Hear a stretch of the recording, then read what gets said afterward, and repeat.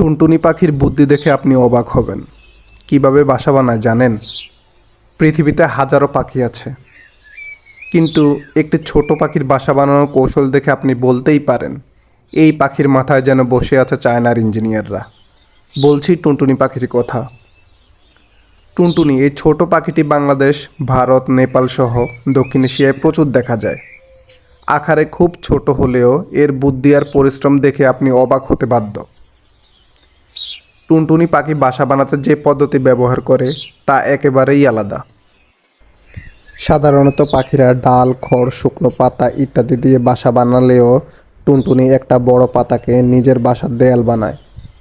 তারপর ঠোঁট দিয়ে কাটা গাছের কাটা, সুতো কিংবা মাকড়সার জাল দিয়ে সেই পাতা সেলাই করে ফেলে যাতে পাতা খুলে না যায়।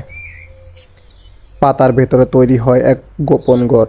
সেখানেই টুনটুনি ডিম পাড়ে, বাচ্চা ফোটায় আর যত্ন করে বড় করে। এত সুন্দর ও নিরাপদ বাসা তৈরি করতে যে কৌশল, তা যেন প্রকৃতির এক নিখুঁত ডিজাইন। এই অসাধারণ নকশা আর বিবেচনা, ছোট্ট পাখির পেছনে রয়েছে সৃষ্টিকর্তার নিখুঁত পরিকল্পনা।